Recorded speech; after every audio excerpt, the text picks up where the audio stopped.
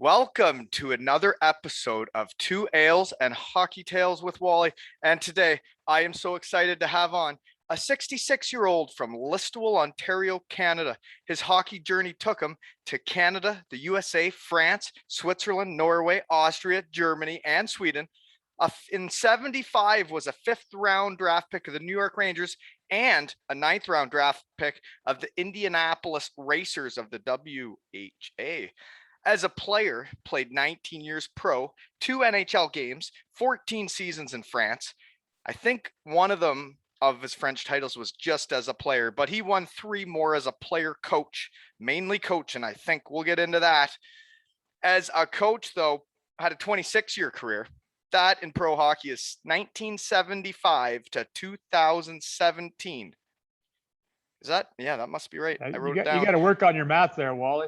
I'm talking player and coaching together. But anyways, here we go. 2-time Swiss A Coach of the Year, 3-time Swiss A champion with 3 different teams, 3 Continental Cup championships, and 1 Super Cup, whatever that is, and also coached Canada in the Deutschland and Spengler Cup. Welcome to the podcast, Larry Huras. Well, thank you, Wally. It's a pleasure to be here. I've done a few of these, but the first time I've ever done one with an ex-Elmira Sugar King. So, well, there you go. That is our connection, and that is actually how I get into how we know each other. And I guess first I'll get into how this got set up. Was actually your son has been, I think, probably listening to the pod, but he wants his dad on. He wants to hear the stories. So, and I know your son and his first cousin, Bubbles is what we called him, but Kevin Labatt.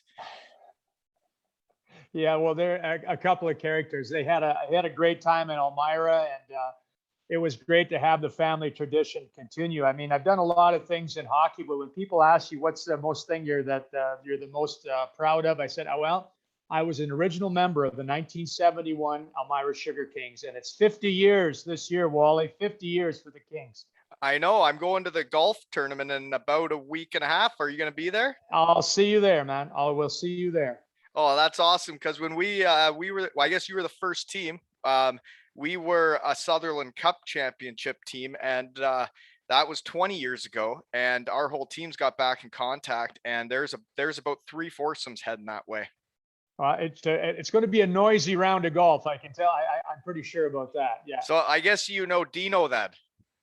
I know pretty much all those guys. I mean, I have been going back, and I've kind of kept in touch and watched whenever I get a chance. I mean, over the years, I played out of the country, obviously, a lot of times. Whenever I get a chance to go back, and then always been there for the golf tournaments every year to connect with my ex-teammates, and then kind of connect with the new Sugar Kings as well. So it's been a great tradition, and it's been a great club.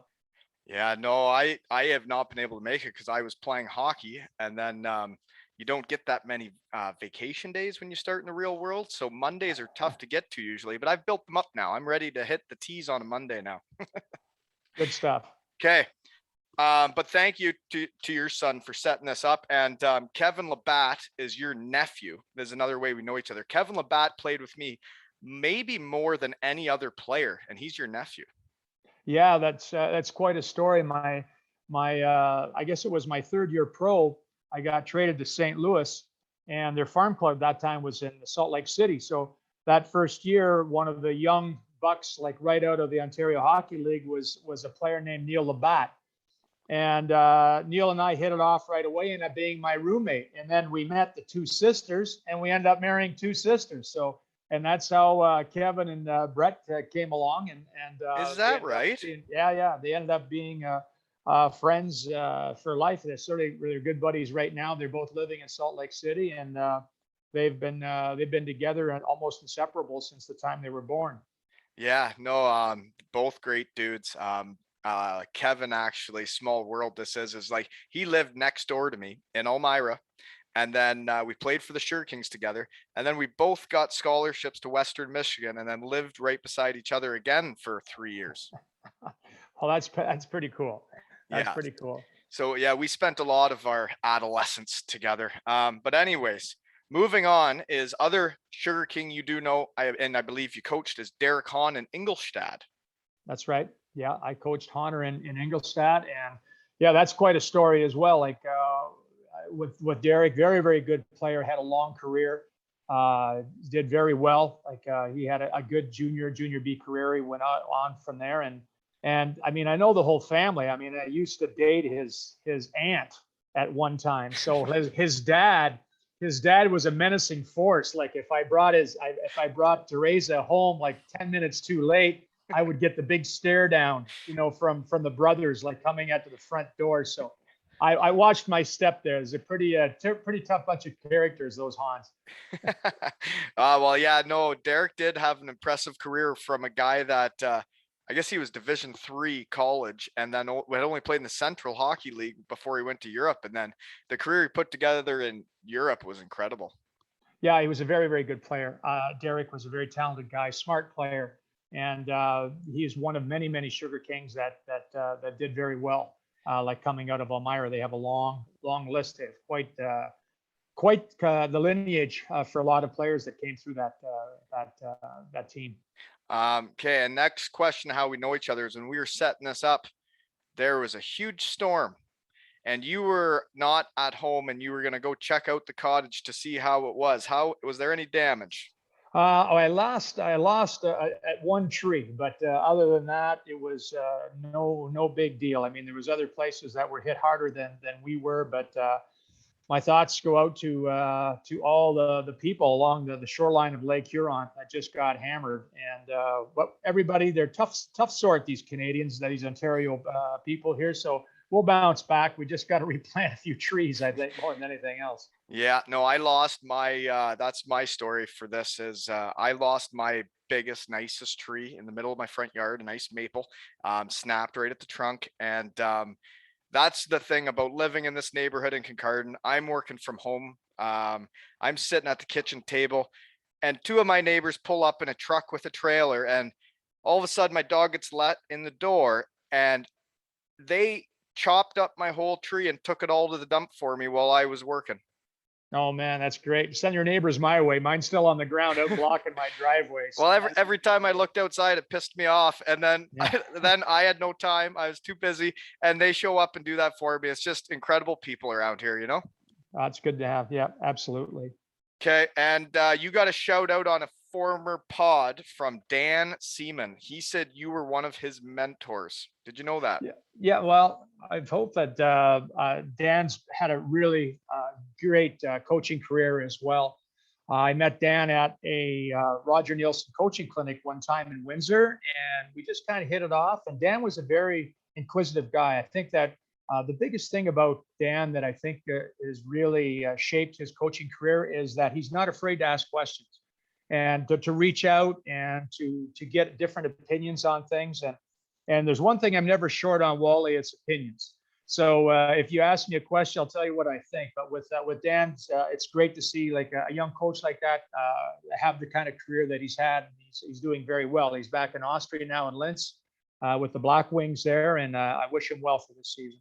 Yeah, we won the gold helmets together in Denmark, and I really enjoyed him as a coach. And I totally agree. I understand what you mean by asking questions as a young person. Like it's like starting in the real world as a hockey player. You don't really know what you're doing, and you got to ask around to figure out what's going on, right? Because the answers are out there. You just got to ask people, right? Yeah. Yeah. Well, it's a great thing. I mean, I'm very happy to consider a mentor for Dan. I mean, I know that when I went to Switzerland, I was the youngest coach in the league, and there was only one other Canadian in the league at that time. I think there was 12 teams in the league, and only one other Canadian was Brian Leffley, the late great Brian Leffley. And Brian couldn't have been nicer. Like if I had questions, he gave me his phone number at the first time we played against each other, and he said, "If you have anything or need anything, just give me a call." And I was bending Brian's ear more than once, like trying to figure things out, man, because that first year in Switzerland, I survived my first year there. And I was forever grateful for Brian for all the help that he gave me as a younger coach. Yeah, I was my research team was looking today. There's a lot of hiring and firing in that league. The first year would Yeah, be important to get through. But anyways, absolutely. another reason why we know each other, and then we'll move on, is rumor has it because I told my parents who I was having on tonight, and they said they went to high school with you. Did you know that? Well, that could be. What's your parents' name? Sue and Ron.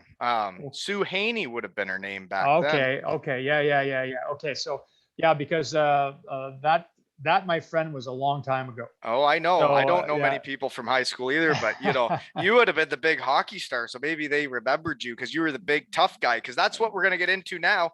Because when I saw the pictures of you, you didn't look that scary, big, or strong. But did you ever fight a Hanson brother? Yes, I did actually, like one of the movie Hansons. Right. Uh, yeah, Jeff Carlson. So Jeff was we were playing in the International Hockey League, and which is kind of a rock'em sock'em league, anyways. And Jeff and I had actually fought a couple times, and this one game we had a fight early on in the game, and Jeff was a pretty good scrapper. I mean, we always had good set twos, and then later on the game, there was a bouncy puck. The puck came up into the slot and kind of bounced, and Jeff wound up to shoot it, and I went down to block it, but he kind of double clutched on it. So his timing was way off. And then by the time he shot it, I was sliding bass, and he caught me like kind of in the upper part of my chest near my throat. He rushes over to me. He says, "Larry," I said, "Are you okay? Sorry, bud." I said, I meant to shoot it quicker, but I got choked up on it. And I'm thinking the guy's trying to kill me the last couple of games, and now he's worried about my health. But just kind of shows you the kind of character and the characters that you play against in hockey. But really good guys. I mean, these guys are solid earth guys and hardcore hockey players, but they're people as well, and they respect. It's a question of respect. Well, and I personally totally get what he's getting at there is you go in man to man and having a fight, that's respect, that's having a go. But shooting it at someone or hitting someone in the face or intentionally hurting someone, that's two totally different things, right? Yeah, no, absolutely. So yeah, that was pretty good. And then yeah, I got to know a couple of those guys out of the Hanson brothers. I got to know two of them out of the three. So of the movie Hanson of the Hanson brothers, So I just watched Slapshot the other night because it was on Netflix, and it's still fantastic. It's still a classic one. Every time you watch it, you find something new. So we'll put that on the list of favorite movies for people tuning in tonight. Is good old Slapshot. Definitely, if you haven't watched Slapshot, then you're then not a true. You got to really be a true hockey fan. You've got to watch Slapshot at least 2 or 3 times. There's no way people that listen to this haven't seen Slapshot. But if you haven't, like, it brings back so many memories for me, and like just being a semi-pro hockey player. But hey, this is a navigating lieutenant, Bayfield Brewing Company. Yeah, very good. Okay, next question, because I didn't realize you were such a scrapper, because I thought based on the pictures and your age, I thought you were too pretty to be a fighter.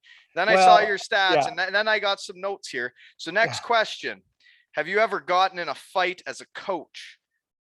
Oh, well, technically I've never jumped onto the ice, but there was a couple of times where fists were flying in, let's just say, in the bench area, without admitting too much. Players? But, are you hitting? Who are you hitting? Who are you punching? Well, I'm not quite sure. I was swinging at it. Yeah, I was swinging at their players, I think. Yeah. I don't think any. Well, they can be a bunch of little punks, can't they? Well, this guy he was not a small man, but he was just being a complete jerk, and he suckered one of my players and got kicked out of the game and was hamming it up on the ice. And then, of course, he's walking down, and he's dragging to the crowd, and then we jumped him. And we just beat the crap out of him. Oh, that's livid. That's old school hockey. Allegedly. There's probably no video back then, right? No, there was no video of that particular thing. So allegedly, this is what they were saying, but there's no video confirmation of that. Okay, so this is what we're gonna get into. Your intro was so long, I forgot to introduce today's sponsor. Other than the Bayfield Brewing Company, our other sponsor is Hockey Coach Vision. That gets us into where and what are you doing now? Well, that's a nice segue there, Brett. That was very smooth, wasn't it? So for the last years, we formed with a partner of mine from Switzerland, Philip Kostovich. We formed this software company, and we have our coaching app out there called Hockey Coach Vision. And it's been really a fun trip, but it's been very well received. We're in 36 hockey countries around the around the world, hockey countries like Taiwan and Israel and Colombia and all these great places. But we're in 13 different languages, and it's been really fun. I get to coach coaches now, which is a little bit easier, I think, than coaching players. But hockeycoachvision.com, check it out. Hockey coach vision. So what exactly does it do? Well, It's it's an app. yeah, absolutely. Like it's an app. So people that would go to the website hockeycoachvision.com, you would pull it up and there's a bunch of free drills in there. So they can go up and they can take a look at it, and they can open drills up and then play them in 2D. And the greatest thing about it is that it's all animated, so that the players they get instantly to be able to see exactly what's going on, and they can switch around from 2D to 3D views, and they can move it around and zoom in and out, so the players know exactly what's going on. So they And can create and share drills and share complete practice plans right to the smartphones of their players if they want. so you could play the video or the app for the players so they can see the drill firsthand how it's supposed to work. Absolutely. So that's kind of the way it works, and that's the idea. Is because it saves a lot of time out in the ice in front of the whiteboard if you can pick up a drill of any kind of drill and show it to them so that they understand it instantly. Because not everybody, when you're looking at a whiteboard and drawing it up in 2D, can figure out exactly the timing of everything. So Yeah. it's a great advantage, and we've got we've got four NHL teams using us, a whole bunch of NCAA teams, major junior A teams. So I really believe it's the way of the future, like 3D animation and virtual reality, augmented reality. We've got these first person views where you can pick a player or even the coach, and you can watch the drill through the eyes of the players or the coach to see like an on ice level. So it's if you're right there on the ice with the player, or you can play it through the player's eyes themselves. Anyways, it's a pretty fun app. But if you're looking for some free drills, coaches, go to our website hockeycoachvision.com. There's about 125 free animated drills on there. So you're bound to find two or three that you're going to like. Well, that's incredible. And like for myself, I'm I guess a budding minor hockey coach, I guess you could say, because I was just on the ice right before I got off at 8 o'clock here, so right before we started. And you can get stale with the same old drills until someone else gives you something new. And Yeah. the other thing I want to say is when you talk about Greece and those hockey countries, is it's the same as who's listening to this podcast. It actually is mind blowing. We just got to 37 countries of listeners, and it shows how big the hockey world is, but how small it is too, right? Well, it's an amazing thing that hockey just hockey without borders, let's call it that. But it's a funny thing because now with inline hockey as well, like inline hockey has taken off and is very, very popular, especially in Europe and in African countries and South America. So it's just a different brand of hockey, but that leads them tall. They're like the NHL hockey that they get to see has made hockey very, very popular around the world. Yeah, no, and the apps, they can be global, like the podcast. I never in my wildest dreams, when I had my first beer with pigs in episode 1, thought that we'd be getting to 20,000 listens in 37 countries. And your app sounds like it's taking off. And the demo that like people can see when they go to the website is incredible. Like it's perfect actually for what a coach could use to help them be a successful coach. But so yeah, how did you come up with that idea? Well, people that know me, when they see that, they know that I'm one of the owners of the company. They said, "Did you create that?" I said, "Oh yeah, sure." In the back of the bus, like road trips, I didn't have anything else to do. I just wrote up this software, and the software No, I know program. you didn't make the software, but No. whose idea was it? Well, I met my partner was actually right out of university. The basis of the drill creator was his master thesis in animation.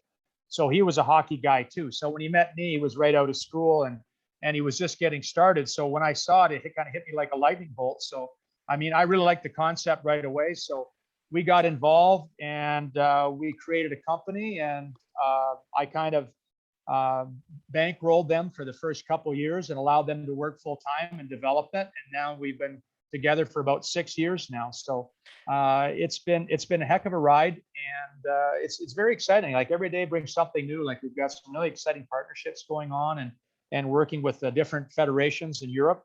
We're working, I think, with 6 different federations now in Europe, and it's been a heck of a ride. That But hockey in general, like the whole career, has been a heck of a ride.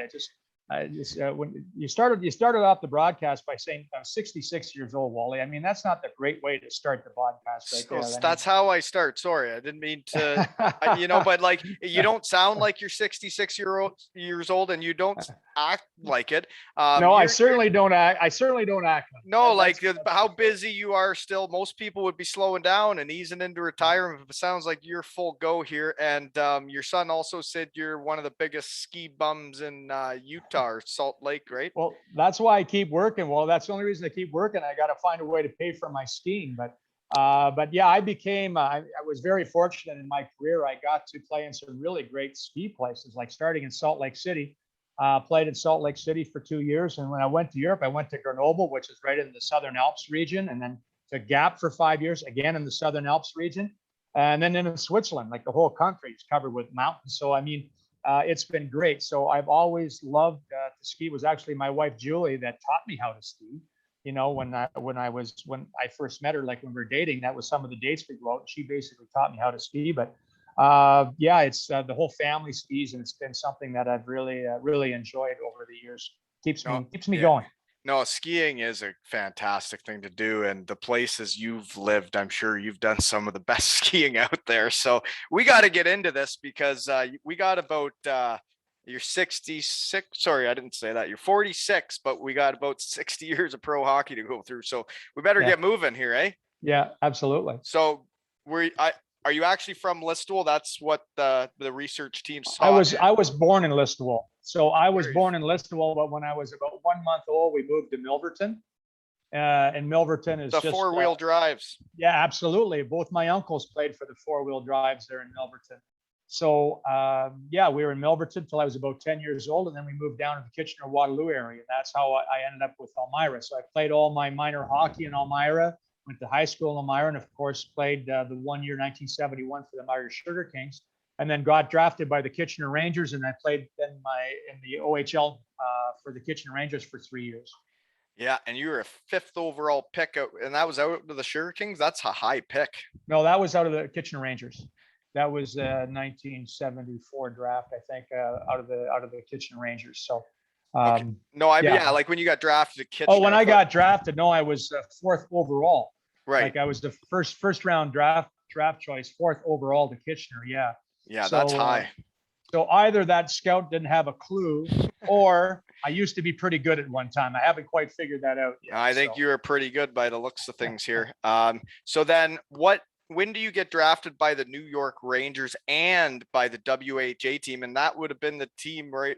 Gretzky wouldn't have been there yet, but that's the team he would have played for in that league. Yeah, I believe that was the spring of 75. That was the spring of 75, I believe. And yeah, with getting drafted to 2 leagues. Yeah, I get drafted to 2 leagues. I mean, New York offered me a contract right away. The Racers, Indianapolis, basically said, well, you can come to camp and bring your own equipment. So it wasn't hard to make a choice of which way I was going to jump.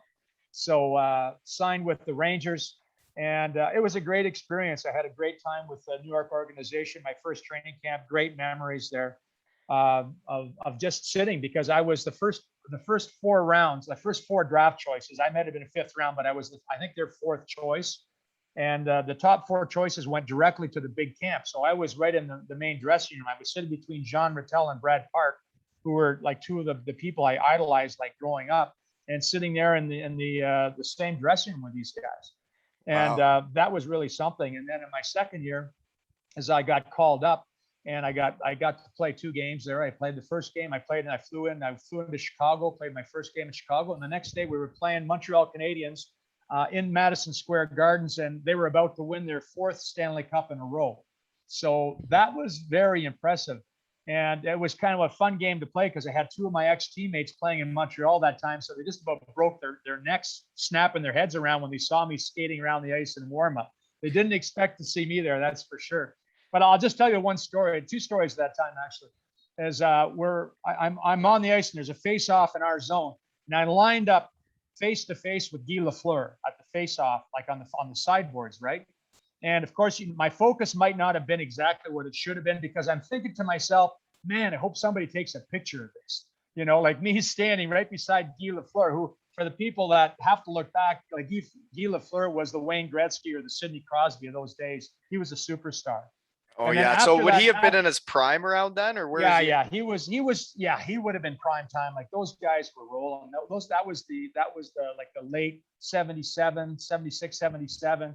Like they had guys on that team like Rod Shutt and Larry Robinson and Ken Dryden was in that. I mean, they had just a phenomenal team. And after the game, Phil Esposito was playing on our team. So Esposito, after the team, he kind of, all the time I was there, he kind of took me under his wing. He says, "Do you want to go out for a beer after the game?" And I'm thinking, "Nah, Espo, I want to go back to my hotel room." I said, "Hell yeah." I said, "Let's go have a beer." So we're walking in, and Madison Square Garden is on the fourth or fifth floor of Penn Station. So we've got to take the elevator down to the parking lot. So I get into the elevator with Esposito, and we're standing there. And then all of a sudden, Serge Savard and Guy Lapointe come walking up to get in the elevator. And they kind of look and they didn't know to get in or not get in.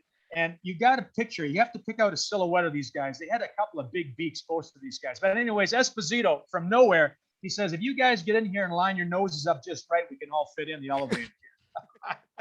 So anyways, that got him laughing. But they knew each other. Like they had played together at Canada Cup and international play, but they didn't know who I was. So but anyways, But you get into the hotels with guys though, and you're with your team. When I was even in the UK league, like it's just kind of an unwritten rule. If you and the other team show up at a hotel at the same time, they'll get in the elevator and then we'll take the next one, right? Or we're getting in, you take the next one. Like we're not all getting in there. So you guys actually all got in there together. Oh, right? They lined their noses up just right, and we all fit in there, but it was tight. It was close. Well, you were with some legends there, eh? I mean, it was really a kind of a cool thing is that for many years, like what they happened before they had internet and that, this group called the Diamond Associates used to put out the NHL official guide every year, and they would have all the records of all the players who ever played would be in the back of that book, right? So in the back of the book, for my stats, for a number of years, they only showed me playing one game. And now, for a number of years, I was working for a TV company in Europe called Eurosport. And Eurosport is kind of like the TSN or ESPN of Europe. So anyways, we'd be off doing a World Championships. And of course, we'd be using that book. And they would always ask me, "So Larry, how many games you play in the NHL?" I said, "I played 2." And then they'd flip that book up in front of my face and, "It only says you played 1." So after a couple of years of this, I actually wrote to Dan Diamond, the publisher, and I said, "Dear Mr. Diamond," I said, "my memory's not that great, but I specifically remember being in 2 games NHL, and I played in both games. Could you please correct the stats because my buddies are busting my ass every time we get together?" So he was great. He wrote me back and he said he went back. He was down in the archives at the NHL Hall of Fame in the archives, and he pulled the 2 game sheets and he photocopied them. He sent me the 2 game sheets of the 2 games that I played there. So when I look at that, I can show my kids. I said, "Look at that. I was on the ice at the same time." When you think of the Chicago Blackhawks that time, the Montreal Canadiens, the number of Hall of Famers just in those 2 teams, it was pretty amazing. Like to be on the ice at the same time with those. So yeah, I only played 2 games, but I had great memories, and I'm very grateful that I got to at least play 2. Okay, quick question. When does the expansion thing happen? How many teams were in the league then? Oh man, well, that was like the expansion. Yeah, I tell people, I only played 2 games, but you have to remember there was only 21 teams in the league. And that's what I was thinking is that if the league was like it was now, you would have been on a team. You never know. That's right. But it's true that there was 21 teams. So what is there now? 32 or something? I don't even know I've lost track of how many teams there are, but yeah, there certainly are a lot more. But growing up, I remember 1967 when they expanded, they went from 6 teams to 12 teams. That was big news. That's a lot more jobs. Oh yeah, absolutely. But then it goes the other way as well, because my last year I was with I guess after year 2 with the St. Louis organization. I was kind of disappointed that I hadn't gotten a shot with the top team. So I had asked my agent to see if we could get a buyout. I had 1 more year left in my contract with St. Louis. And they called him back. He said, "Yeah, sure, they can arrange that." So we just signed the paperwork, and 3 days later, the WHA folds. So there's like me and 220 other free agents on the market. So my timing, Wally, there wasn't that great. So No, you probably would have stayed for the next year, eh? yeah, I should have stayed one more year with St. Louis, but as it turned out, I went back. I played in Fort Year in the International League. I had a great season, and then I went to Europe. And I've never looked back. So Y- it worked out really well for me going to Europe. It really kind of made my career. I had a great time playing, and then of course I got into my coaching career. Okay, well, you're trying to skip ahead on me because I got a question of my own is what's an NHL training camp like back then? Certainly different than it is now. That's No for kid, sure. I'm I sure. mean, at I think it was my first camp, or was my second. I think it was my first camp with New York. They just finally got an off ice trainer, so this was something new. Like nobody did any off ice training. So like in the mornings, they actually made us run Wally to warm up. We That's had to horse run shit. along the boardwalk. We're out in Long Island running along the boardwalk. Well, Esposito, he stashed a package of cigarettes in this one bush, and he would be at the back of the line, and it would jump out. He would be in the bush, have a cigarette, and wait for everybody to go and run and come back, and then jump back into the end of the line and then back into the rink. That was his warm up for the morning. Yeah, no, the stories of the way it used to be to the way it is now. My goodness, eh? Well, Pe- it was at that time when the guys used to show up to get into shape. Pete Stemkowski on a slim day was probably about 235 pounds. But I remember he got in trouble with the IRS because he tried to write off his pool table as trained. Like that was how he was training in the summer, was playing snooker, walking around his pool table. So, but those guys, when I showed up, I was in great shape. My first training camp. So the rookies, they've got a great jump on these guys. But after about 4 or 5 days, these guys are starting to come on, and you can see why these guys are NHL players. I mean, their skill level is pretty incredible. But Yeah. talking about Stemmer, when Stemkowski, one of the first times he came down on me, he went wide and tried to cut in around me. Like in junior, I would just straight iron him. I just get my arm up, and I was big enough and strong enough, I could just ride him out to the side. Well, it was just like a turnstile. He spun me around so fast, my head was dizzy. So it was then I said, wow, I'm playing with men now. These are pretty big guys I'm playing with. Oh yeah, you don't sound like you were that small from the fighting stories and all that, but yeah, like when you see the real big guys, like even when I got to the AHL and I saw like the big guys, Yeah. it's a whole different size of human, right? Well, like in some of the players like who played against that time, like back in the day, they're that much bigger now. Like I was like 6'3" and probably played at about 200, 210 pounds. So I was a big defenseman at that time. But now, like I'm kind of like an average size winger, like at the NHL level. But that's just the players have just gotten better. They're bigger, they're stronger, they're faster, they're more talented. Their Right. training techniques. I mean, everything is just much better. Yes, I agree. Okay.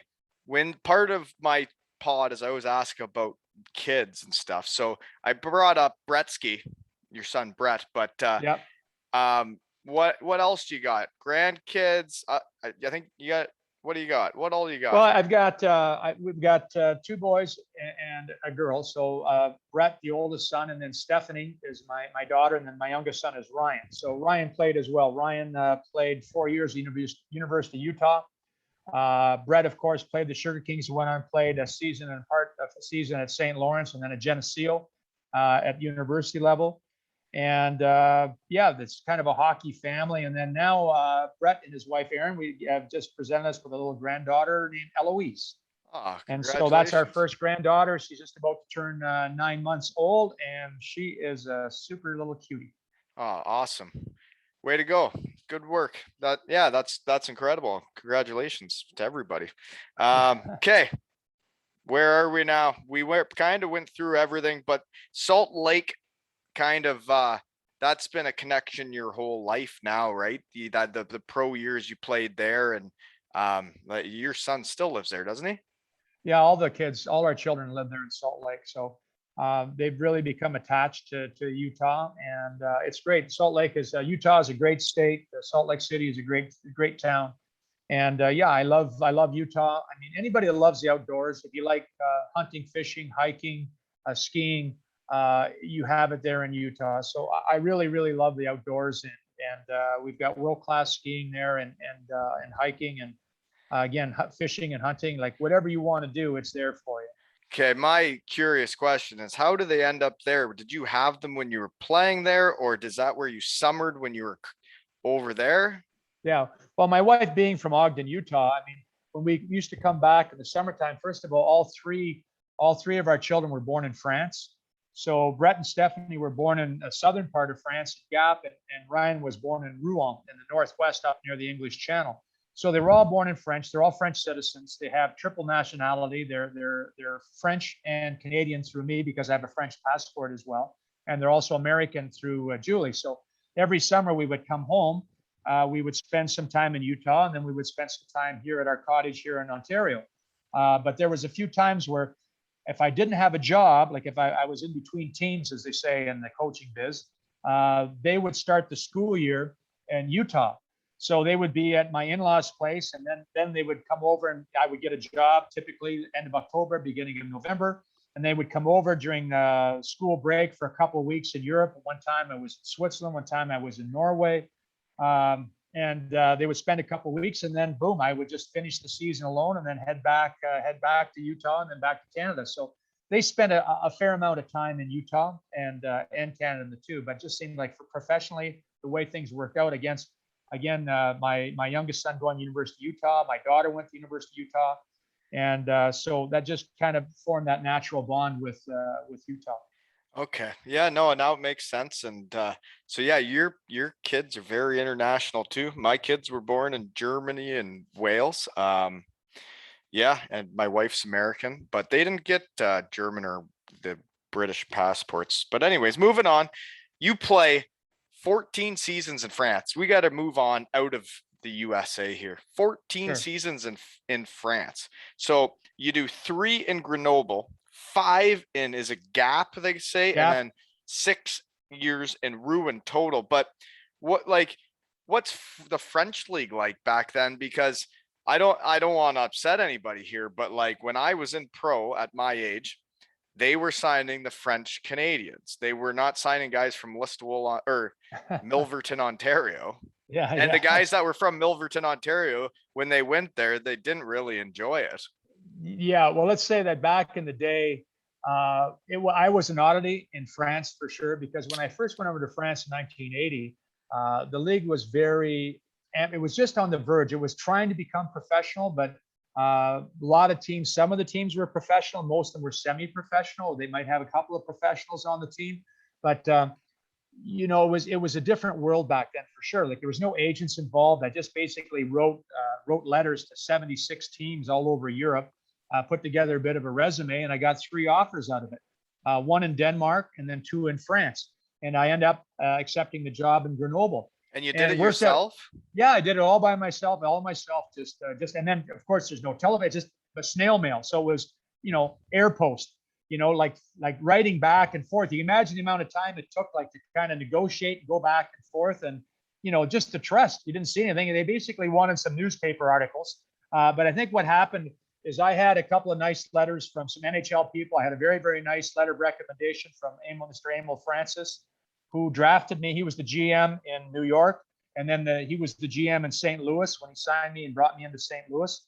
So he gave me a very, very nice letter of recommendation. So I'm sure that carried a lot of weight. When you see a letter from Emil Francis with the St. Louis Blues logo on it, I think that carried a lot of weight.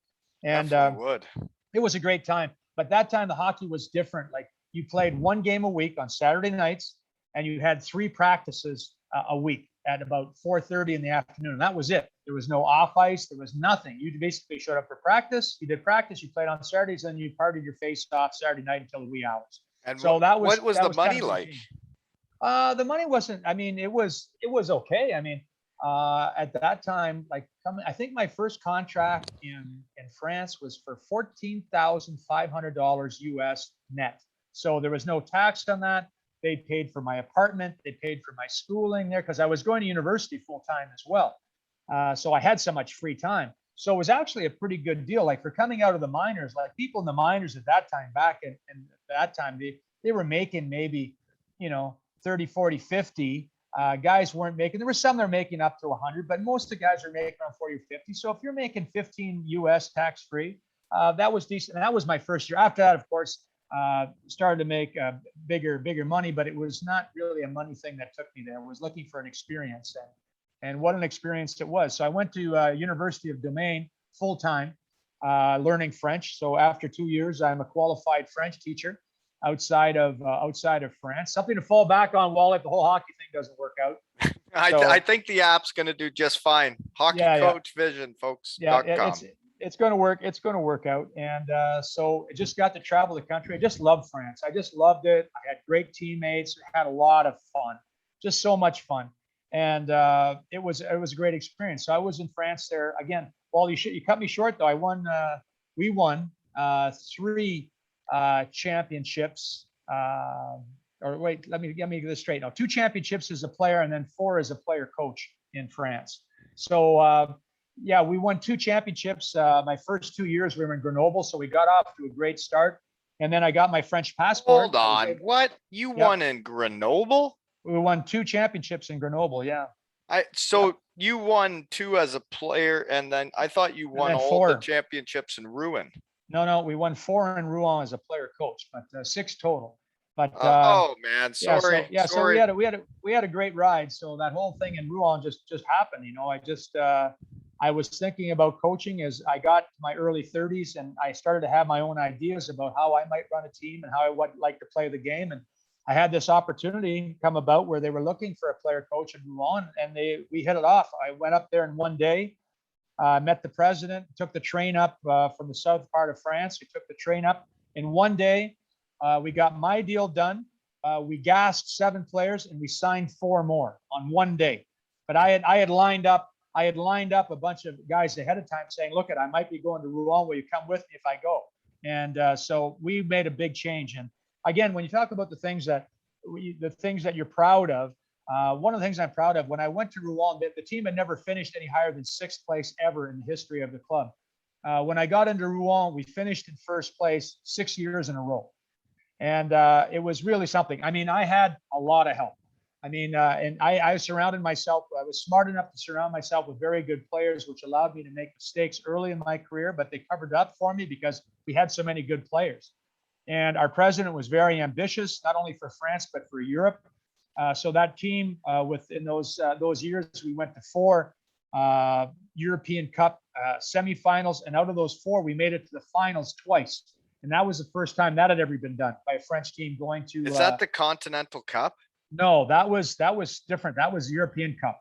So that was strictly champions. That was like a tournament format with strictly champions from each country. So it was the best of the best. So it's like the Champions Hockey League now, but now they have exactly. 3 or 4 teams. So I mean, the one year we went to the finals, we played like with a French team. You went to the finals. Yeah, Dynamo Moscow was there. Jokerit from Finland, Jokerit, Helsinki. So we were playing with the big boys, and we weren't out of place. I mean, it was a heck of a ride. So that can be kind of our rallying. So did you have a big budget compared to the other French teams? Yes, we did. Absolutely, we did. So we had a bigger budget. I don't know if we had the biggest budget, but we certainly had one of the bigger budgets. So, and we had a very, very good team. We had some really great players on that team, and we just seemed to all work together very well. So that bought me a ticket into the Swiss League. So okay, but hold on. Yeah. No, I got to stop you there. What was it like being a player coach? Well, it was kind of a natural progression for me. I mean, so were you the captain when you were the player? No. I was the coach. I had captains and assistants, so I was just the coach. But I would say. No, but I mean, like when you were the player before. Oh, when I've been captain on different teams. I was a captain in Kitchener. I was a captain in France on different teams. Right. But, so you were a leader and you were a captain, and then you're known around the league as a leader and I guess a guy that wins around the league. So then when Rouen's looking for a player coach, you're at the top of the list as one of the. They took a chance because I'd never coached before. But again, I had a letter of recommendation from one of my coaches. And in it, he basically said that like through our discussions and our, the talks that we had in that, it was his thought that I thought that someday I would make a pretty good coach. That was his recommendation. I think that caught the president's eye, this recommendation from this coach, who was a pretty well-known coach. So, I mean, he rolled the dice with me. He didn't know what he was going to get, but thought he was going to save money because he was getting a coach and a defenseman for the same price, right? So He wasn't silly, but it all worked out for the best. I think one of the most important lessons I learned as a coach was my very first team meeting that I had in the rink in Rouen, and I had all the players up in the gym, which is above the rink. And I went through and I laid out the season kind of goals and my expectations for everybody and how we're going to play. And at the end of the meeting, just as kind of a joke, and I said, and no matter what, I know that I can beat the shit out of every one of you guys in this room. And then there was kind of, everybody kind of chuckled, and all of a sudden I heard this voice from the back of the room that said, "Not all of us at the same time, you can't." And that got a big laugh. And then that always stuck with me. I tell that story more often because as a coach, it doesn't matter how smart, how tough, how whatever you have. If you don't have the team with you, you are not going to have success. And Absolutely. that was lesson number one. That's a great lesson for every coach, though. If the team isn't with you, you ain't going anywhere. But no, you're That's right. right. You got to Um, find a way.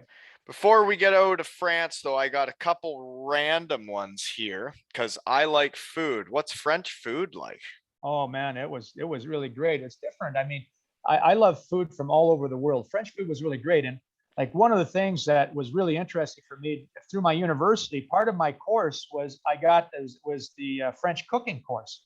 So every Oh, Wednesday afternoon, we had like 2 hours blocked out where we would go downtown into one other part of the university, and a couple of these retired cordon bleu chefs would show up. They would buy all the groceries, and then they'd start cooking, and we'd all help. We'd all get in there, and we'd start cooking. We'd take notes, and then we'd cook this meal up, and then we'd sit down. They'd pull out a few bottles of wine, and we all sit around and eat the meal, and then talk.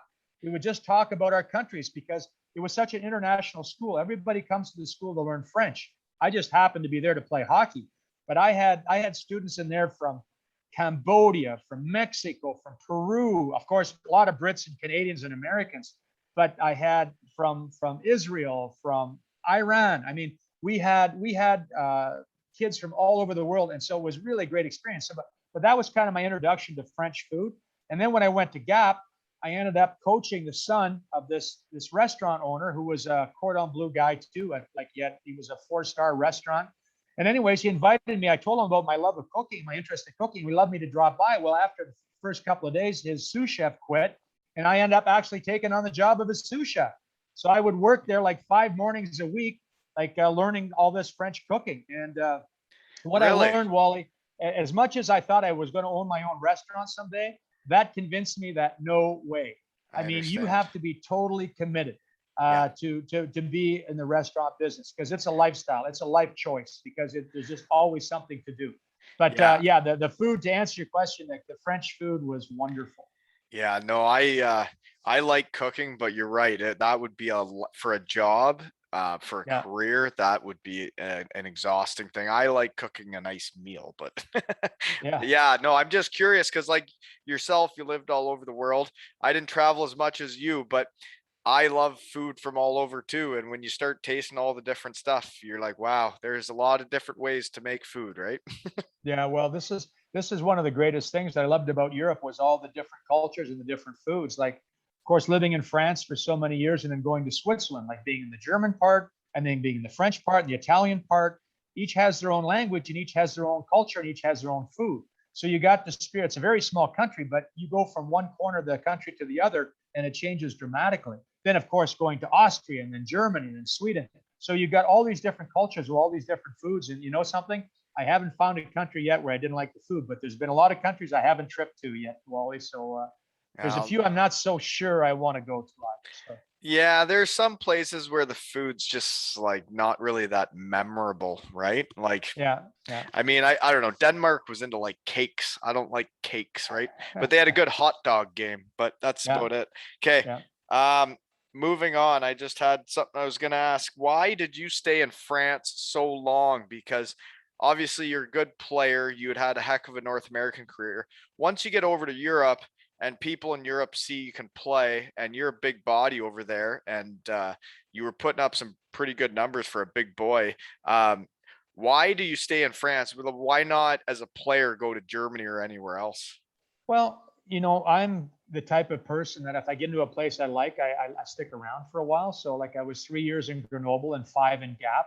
And I loved it in Gap. I mean, it was great. And had the team not gone bankrupt, I probably would have been there for a few more years. But and then getting into Rouen, like it was such a great situation because we had a winning team, and for the kids, it was great because my children were small. I didn't want to move. We didn't want to move around a lot. They grew up speaking French like fluently, like with no accent whatsoever. They And were they always in still got French that? schools. Oh yeah, yeah. They're all very gifted in languages.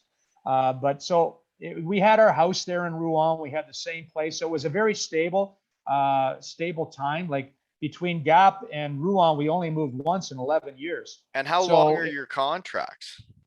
well, they're generally, when you go into a place, I always used to insist on having at least a 2-year contract.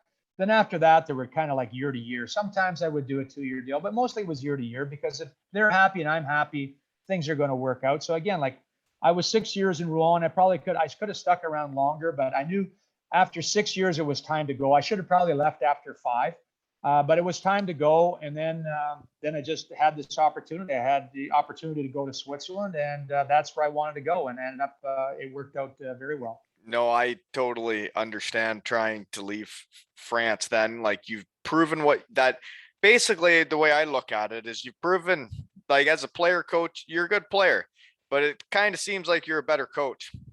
Not to Well, hurt your feelings. no, no, it's true that I made my reputation more on the international scene and like in the bigger leagues as a coach.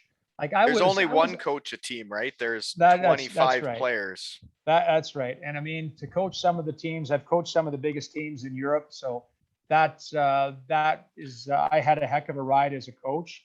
As a player, um, you know, it's funny how things happen in your life. I think that things could have worked out a little bit differently, but at the end of it, I think it worked out great. That my career in the North, like in North America, I only got to play 2 games. I thought that I could have made a Played team. more. I was never going to be a superstar, but I take a look at some of the guys I played against, and they seem to have fairly good, steady careers, and I was that type of defenseman. Yeah. But it all worked out for the best. I mean, things happen. I had a motorcycle accident after my first year pro. I had a great first year pro. I was runner-up rookie of the year in the American Hockey League. And then I had a motorcycle accident in the spring, and it set me back about a year and a half. Like I was in hospital for 6 weeks. I broke my arm, popped my back, and it took me a couple of years to get back where I was before. By that time, you're 3 or 4 years in the minors, and you're pretty much pigeonholed. We So, never even told that story going through that. That's a big deal. well, it's not one of my prouder moments. Let's put it that way. But I understand. definitely did change the course of my career. It definitely did change the course because I had a really great rookie season as a pro. Yeah, you're And second runner up for the HL. yeah, You're so making it. I lost out to my teammate actually, Greg Holst, that year. And so I was looking to have a big camp and a shot at the Rangers the next year, but it took me a couple of years to get back. I could barely walk. I couldn't run to try to get ready for training camp that year. I was Did you not in play good. right from the start? No, I couldn't. I didn't play. I didn't play till Christmas in the second year. So it was shortly after that. I was training, but I couldn't play. And so Oh, it was shortly, like when I came back, I maybe only played maybe 10 games before I got called up to the Rangers. So I wasn't, in the greatest of shape and at the greatest of time, but I got to play a couple of games. So it took me into the next year I got traded. I signed with St. Louis, and my first year there, it was kind of like an up and down kind of year. But it wasn't until my second year with Salt Lake in the Central League where I really got back, and I was back to where I was before and playing really well. But what happened is after my second year in Salt Lake, I still had one more year left in my contract with St. Louis. And after the playoffs, I had a great playoff run, good season. I was teamed up with a defenseman named Neil Komodowski. Neil was an experienced guy, had NHL experience, and we hit it off really well. Didn't miss a shift and played really well all season long. So, after this run, I'm thinking, okay, I'm ready for a shot with the Blues, right, with St. Louis. So I had my agent call Emil Francis at the end of the season to find out what my chances were for making St. Louis the next year. and that's when you decide Well, to well, yeah, leave. He calls me back about 20 minutes later, and he says, "Well, Larry, put it this way: they're about 1,000 to 1." And I thought, 1,000 to 1. I said, we got to be able to get a better chance someplace else because I really felt that You were ready. You're I was good ready. enough. I felt I was ready. And anyways, and then I said, like, I settled my contract, and 3 days later, the WHA folds. So there was just all these free agents all over the place. So But you know what? I And got that's buried. where things kind of happen for a reason, right? Yeah, absolutely, Like absolutely. I don't know. That's kind of how it works, right? Like the path you carved out as a coach That's right. and Yeah, who you are as a person now and like where your kids were born, the life you've led, none of that even yeah, would happens. never have It happened. none of it happens, right? No, it's. I I mean, don't I even know always tell people, Bubbles. I wouldn't even well, know Bubbles. yeah, yeah, you wouldn't. I say that the Lord works in mysterious ways. Like sometimes you have to look back to see how the pieces move together. I like we're in charge of our own destiny. We've been given the power of choice, and it's the choices that we make that really is going to determine our destiny. And the choices that we make is going to form our character, and it's our character that's going to form our destiny. So it all works back, and it's only when you look back in time you see how all the pieces kind of fit together. And again, it's been a heck of a ride. I'm very grateful for the career that I've had, everything that hockey has given me, and continues to give me. And again, You're right. it's all worked out. It's all worked out. You're right. Okay, now I'm ready. Sorry for slowing you down because I know we've been going a while and we're not even into your coaching really. We've My only been player gosh. coaches, but I'm sorry. I like getting into this, okay? All right. My bad. I like your enthusiasm. Okay, my bad is so you how do you get out of the French league, which I understand it now. You're playing against all the top dogs and Right. the top leagues are seeing that you're a coach bringing a French team to that like Champions League final. So then you do get a chance in the Swiss A League, which folks that know the pod know that is like that's the hockey player's dream if you're not in the NHL. That's where every import wants to go, right? Exactly. Well, they want to go there because it's outside the KHL in Russia. It's the highest paid league in Europe. So, And it's the nicest and place it's a nice going. country. It's a great league. The style of hockey is really great. It's fast. A lot of skilled players there. So, yeah, it's a great place to live and coach. So if you can be in Europe, Switzerland is the number one address to be for sure.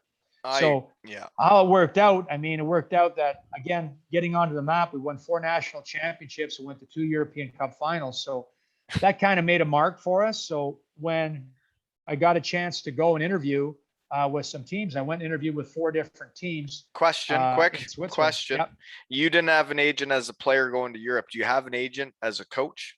I didn't have an agent then as a coach either. I did everything myself. Did I you always do it contacted all, yourself?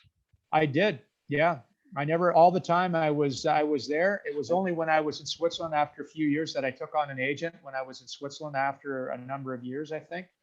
And but most of the time up until then, even going to Switzerland, I did everything myself. I contacted the clubs, I talked to them, I went and did my own deals. I had a lawyer.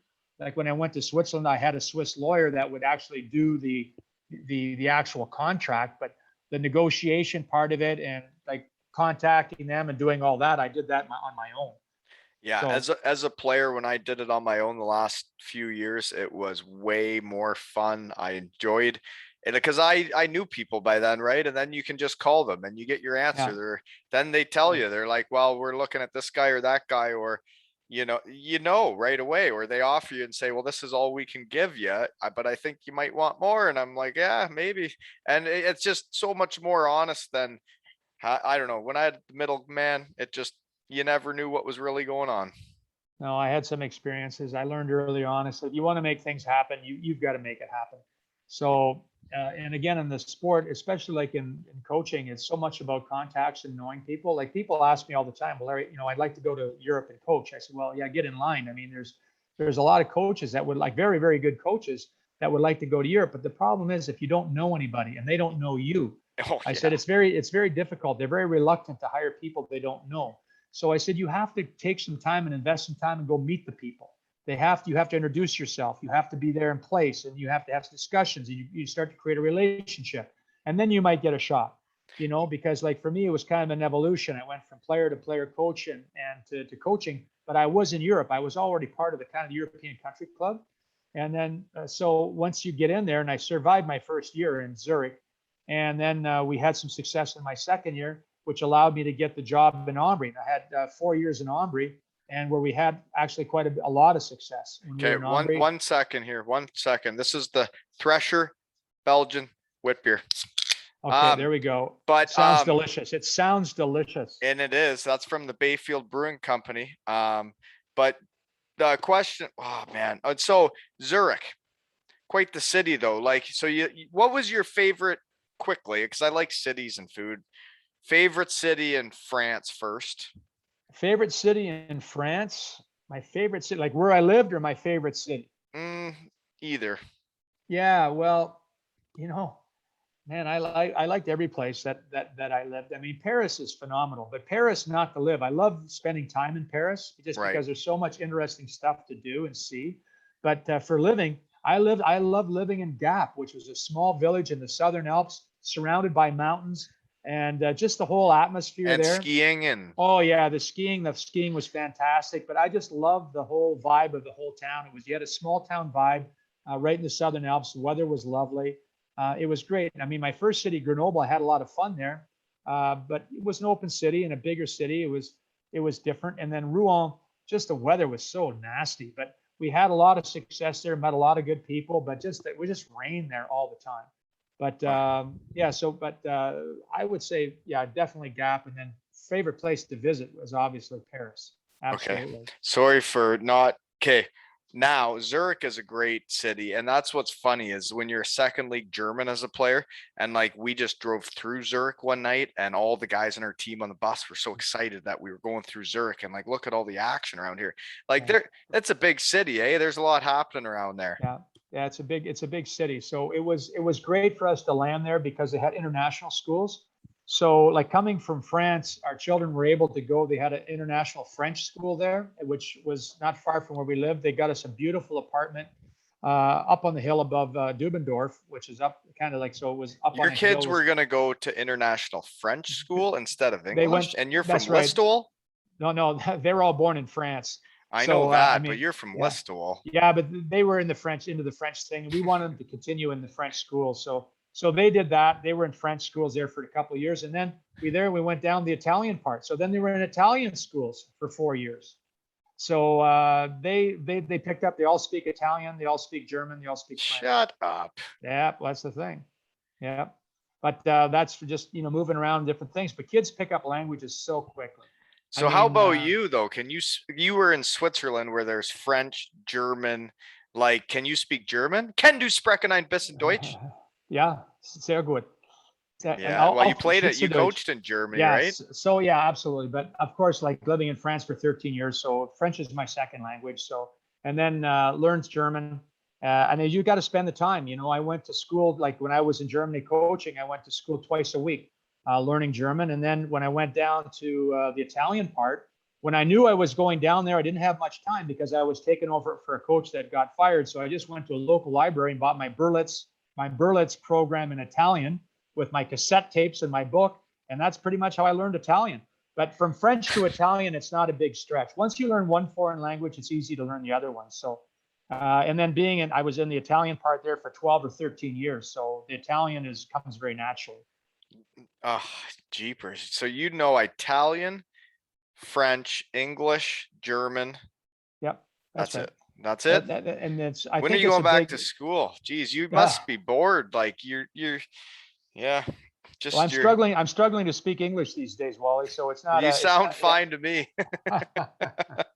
That's funny that a boy from or not Listowel, Milverton, or where yeah, Kitchener Elmira Waterloo boy. area knows that many languages. Yeah, it's not a typical thing. I think I probably hold the record for Waterloo County. I think for the number of yeah. Okay. So when you coach Zurich the first time, though, I don't think they're the Zurich Lions, and I don't think they have that good of a budget. So are you guys like No. you get to the Swiss A League, but there's not Yeah. that many expectations the first year, so it's not No. that bad. No, they had struggled to make the playoffs like for many, many, many years, and no coach had lasted more than 2 years and 25 years in that team. So it was kind of a scandal club, like it was a lower club, and it was a hotbed situation. But I was pretty confident, like coming out, I was a hot shot coach coming out, just won 4 championships, and I was going to take this on, and I was going to beat this. But I realized pretty early on, if you don't have the horses, it's pretty hard to get anything done. But the first year in Zurich, we had a hardworking bunch of guys, but they had budget problems. They had to let players go, so they let some of their best players go because they couldn't afford to keep them. So we had kind of a hodgepodge team, but it was a struggle to begin the season, and we lost. We didn't win a game in our first 12 games. We had three ties, but we didn't. And that was a 36 game schedule. So, and I mean, everybody was breathing down our neck. It was a huge pressure. But, anyways, I tell you, I learned a lot about coaching very quickly there. I learned more. I tell people I learned more in the first 3 months in Switzerland than I did my last 3 years in Rouen, because last 3 years in Rouen, we didn't lose very much. Yeah, there wasn't any adversity. No, we had a winning culture. We had a winning team. We knew we were going to win the team. We went one calendar year. We went from October to October without losing a game, like 1 year. And so then I go to Zurich, which had kind of a losing culture. They had a losing mentality, had a losing culture. And that was the most difficult thing to turn around, was that losing culture. Yes. And when they're okay with 7th or 8th place, or they're okay with 10th place, and it's just okay. Oh, it's disgusting. That's when the goal is to eke into the playoffs. It's not the best. So anyways, we survived. We win in game 13 and won game 14. We end up making the playoffs, and we had a pretty good run. We took Zug to the deciding game in the quarterfinals. So it was a good first season. And then the next year, we made a few changes. We improved the team, and at one point we were, in 3rd place that season. But as things happen, near the end of the year, there was 2 games left to go in the season. We could finish 3rd or we could finish 8th. The league was that tight. And the president calls me in one afternoon with 2 games left to go in the season, and he calls me in and says, "Larry," he says, "I don't know how quite to tell you this, but we've decided we need to make a change, and that you're not going to be coaching here next year, but we want you to finish the season this year." And I said, "What?" I said, we're 2 games to the playoffs. He said, "Yeah, but I've got this chance to sign this champion coach, and he's under a lot of pressure from everybody and the sponsors and everything else to make a move. And we're 2 games from the playoffs. We could finish in 3rd." And he pulls it with a slim budget, you could. Oh my gosh! 3rd. And then they make this public. They have to announce this. It was just, you can imagine, you're 2 games to the playoffs. It was just crazy. Anyway. And so then you basically have no job as soon as the season's over. No, I don't have over. a job. So I don't have a job. I start the next year. So I finished in Zurich. And you got kids, and this is your first time getting fired. That's the first time. I mean, that's the first time I've ever been fired. Anyway. I've never been fired in my. I haven't been fired in anything, but it's a bit of a shocker the first time around. But anyways, but things work out, Wally. So after that, what happened is that I didn't start the next season, but I ended up going to Ambry in October, November the next year, and it turned out to be one of the best coaching jobs I ever had. But so when you get fired and you got little kids and a wife and you're back home and you're like, well, I'm a coach. Like, look at what I've done. I'm a coach and I'm going to get a job. And you're emailing all these teams. You're the one doing it because you got no agent still, right? That's right. Yeah. So are you waiting to see if somebody gets fired, and then you're like, okay, Well, yeah. At that point, I think I did take on an agent at that point. So I did take on an agent at that time, was working for me, and then, as the way things go, like, and within like 24 hours, you had 2 teams from the Italian part, Lugano and Ambry, were both struggling. And within 24 hours, both of the presidents call me, and they both tell me the same thing. So they're playing a game this weekend on the Sunday, and they're playing against each other. This is the big derby. This is the big rivalry, right? Like the 2 Italian teams in Switzerland are playing each other on the Sunday. And they said they're going to make a decision after the game about their coaching. So I got off the line the second time, and I said, "Julie," I said, "I don't know where we're going, but we're going to one of these. We're going to the southern part of Italy. Whoever loses Sunday." Yeah, exactly. So it ended up that Ambry lost the game, and they fired the coach right after the game. They called me right after the game. I was on a plane within 24 hours, and I was back on the bench for their next game. And that's how fast it switched around. And that was really the start where my coaching career took off in Ambry, because I got to work with some really good guys. We formed some really good teams there. In year 3, we set a new league record for wins and points. We won the Continental Cup. We won the Super Cup. Cup being European champions. We beat Magnitogorsk in a Super Cup final. Like one game? European champions. 1 game final. And a village of 400 people because the village of Ambri, if anybody looks up where Ambri is, it's just a little mountain town right in the northern part of the Italian section of Ticino, in right before you go through the San Gottardo Tunnel. And it's a little village of about 400 people, and we were European Cup, like Super Cup champions for Europe. So And who's it paying was for quite a that? Who's story. footing the bill for that, for a 400-person village? Who's paying for a hockey team that's that good? Yeah, well, Ambri is a phenomenon in Switzerland. First of all, the country's not big, but Ambri had the reputation of being kind of the giant killers. Like, it was the little village against the big city. So we had fans. I think they had like 32 or 33 fan clubs all over the world. So we would have fans from Italy that would come. We would have fans from all over the German part of Switzerland, from the French part of Switzerland. So Ambri has fans all over the place. So it's just one of those things that's a phenomenon. And they just built a new rink. They've got the new rink opening up this fall. It's going to be really cool. But the old rink, And they had to build was it up something in a else. mountain in Italy Yep, or in it's Switzerland. right there. It's within 200 meters of where the old rink was. But it's beautiful. Like the one that they built, it's going to be pretty cool. But the old one, it had quite a story. It was open on both ends, right? It was covered, but there was no. So when that mountain wind was blowing, like sometimes it'd be snowing. It would be snowing up to the blue line in one end zone. You would be playing, and they'd have to stop and shovel the lake because we had snow blowing in. So, and anyways, this is in the Swiss A League. This is in the Swiss A League. Yeah, it was a unique place to coach and play, but I loved it. I again, in the mountains, had great skiing. The food was fantastic. I've never known them to have a big budget, though, that team. No, we didn't have a big budget, but we you won the Champions League. Yeah, we did. Super Cup. We went to the finals that year. First and only time Ambri had ever been to the finals, and we lost to Lugano in 6 games in the finals, or 5 games, I guess it was, in the finals. But anyways, it was a heck of a ride. But that allowed me to go back to Zurich. So then Zurich came knocking again and went back to Zurich, and then we won a championship the first year I was back in Zurich. Okay, I got a question though, because so you win, I guess, the Champions League. You didn't win the Swiss League with Ambri, right? No, we didn't. So do you get fired out of Ambri? No, my contract had just run out like after 4 years, and they basically told me they couldn't afford to keep me. My contract, and then what happened in year 3 is that we expanded the number of games that we played by 10 games, and they kept the same bonus system for everybody. So it was like so many Swiss francs per point. And then we went on a tear. We got to a point where these guys were making like $1,000 a game cash just for winning the game. So these guys are like trotting to the rink. But anyways, we built up about $500,000 hole just through bonuses because we played too well. Do you want to know what actually happened in Bietigheim in the 2nd league in Germany? Is they put together a team. They've signed us to big 2nd league contracts, and they put in there every point after 80 points was for the guys that signed contracts the year before was 350 euros a point, and ours were 250 euros a point, and every win is 3 points. Once we got to 80, we lost the first game at 80 because we were a little nervous, but then the team came together and we never lost another game. And I think we ended up with about 106 points. And like you said, the team was pretty well bankrupt after that. And then the team sucked for the next couple of years I was there. Yeah.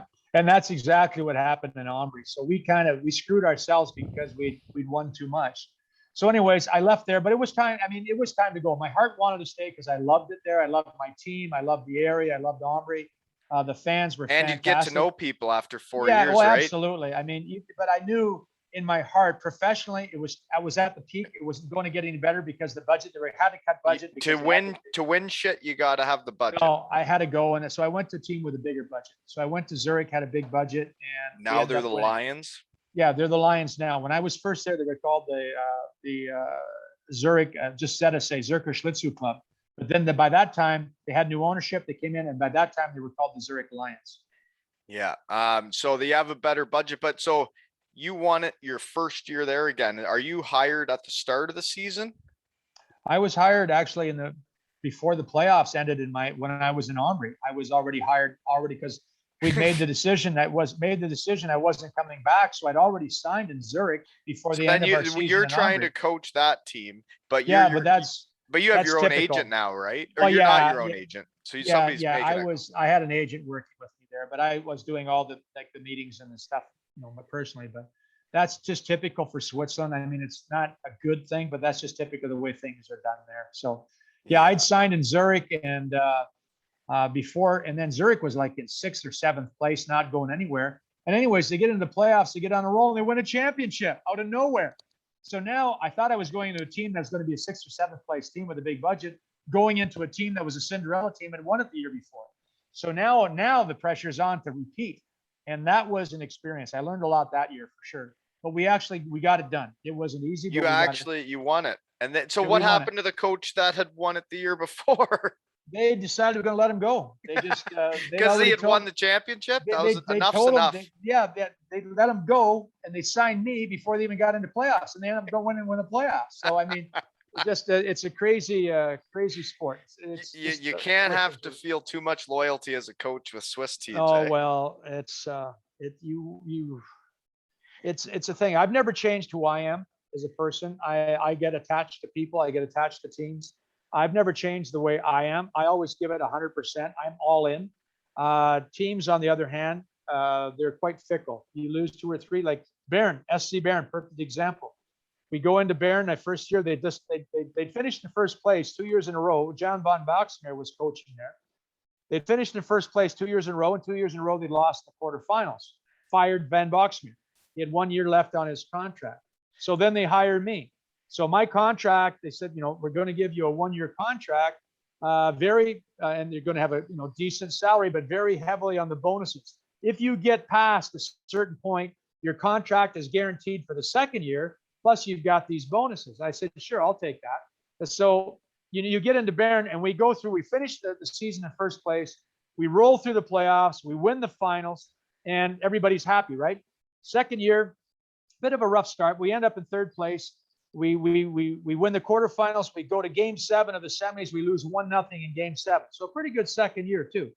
We go into year 3. We're in third place. We lose 3 1-goal games in a row. We drop down to 5th place. The president and the CEO walk in after the game and fire me. Like what? What have you done for me lately? Anyway, I was hired back by my other team, Lugano. The next morning, Lugano calls me up because their coach had just quit. So I was back on the bench in 2 days. And actually, Brett was my agent. He did that whole deal. So did my buyout from Bern and did my new contract in Lugano. And anyways, things work out. But it was a crazy ride there for a week where got fired, got hired, back on the bench. And it was a real whirlwind. So you must have to get almost because I think one of the worst feelings I ever had in pro was, I guess, like the times it's the end of the season and they're like, we don't want you back. Yeah. I never really been through the you got to go now, but that's part of the coach's life, eh? It is, and I can't think of too many. I can't think of a coach offhand right now that hasn't been fired. If you stay in pro hockey long enough, it's just part of that. Like we say, you're not a real pro coach unless you've been fired at least once. But what it is, I mean, I take everything personally. I say, well, don't take it personally. How can you not take that personally? Yeah, I mean, you you're invest so saying much I'm of not the yourself. guy for the job. Yeah, you said I was the guy for the job, and we've had success because it's not as though you go into a team and you don't have success. We've gone in and we've won championships and we get fired the next year. Like what? I was smart and now I'm stupid, and now I'm going to be smart again. I had it written down on my research team was hot today, and I had it down that you won the championship, and by the next year, you were fired by November. Yeah, like in the next year. But there's a bit of a backstory to that as well. Like I had kind of gotten into the GM at that time in Zurich. He was, let's just put a very challenging person to work with, the most negative person I've ever met in my life. Actually, a good person away from the rink, very good, but could not handle pressure. He would just snap and just crack. And yeah. And anyway, we got into it like in training camp my second year. And I basically let him know what I thought of him, which was a mistake. That was on me. He pushed my button so far, I just snapped and I let him have it. But the worst part was I was right outside the dressing room and all the players heard it, right? So at that time, I said, yeah, my days are numbered. He's just going to look for an excuse to get rid of me here. And he did. Yeah. And anyway, it worked out again. So when I got fired that time. Where did I go after that? I think I went back to Omri again after that. So I've been hired and fired by a lot of different teams. Like, so I couldn't have been too bad because I coached in Zurich twice. I coached in Omri twice. I coached in Lugano twice. So, Well, and that's the I, thing. The teams that fired you brought you back, so you couldn't have been right. that bad, right? Exactly. It's just the way it goes, when it's almost like a pressure relief valve. Everybody, like, losing drives people crazy. And it's kind of a reset button, fire the coach, bring in some new meat, and then, okay, here we go. We're going to be fresh again. It rarely works. It rarely works out. Once in a while it does. But Usually when anyways, that room is fractured, yeah, it's not it's not the coach, and like it's that season, it's those players, and those players need to change teams with that whoever's contract is over that year, and if they weren't mixing, they got to go. It's usually not the coach, really. yeah. Like, It's usually a combination of things. It's many things. Like, I can say, like, what snowballs, right? yeah, like, we haven't got the Modo yet. That's a whole different thing. But Okay, well, let's move on. Where are we at? you're right. Okay, here we go. I guess you go to Norway out of Yeah. the Swiss A League. What the one thing I want to know is, who do you win the 3 Continental Cups with? What's that like? We Where do you won. win those? Oh, that was fun. I mean, the first one we won in Slovakia, and the second one we won in Berlin. And who's this So with? in Berlin, we played Berlin. We played Akbars Kazan from the KHL, and we played Dukla Trenčín, I believe, from the Slovakian league. So we Slovakia. played 3 top teams, and we beat 3 top teams. Actually, we tied Berlin 2-2, but we beat Akbars Kazan. Like, they were the vice champions of the KHL. We beat them 8-1. And And which team are you with then? I was with Omri. We beat them. We beat Akbars Kazan 8-1 in the Continental Cup finals. And then we beat Dukla. We beat them 8-1 too. We hammered them. Like, we just hammered everybody. So we played like over a 3 or 4 day period. We played some phenomenal hockey.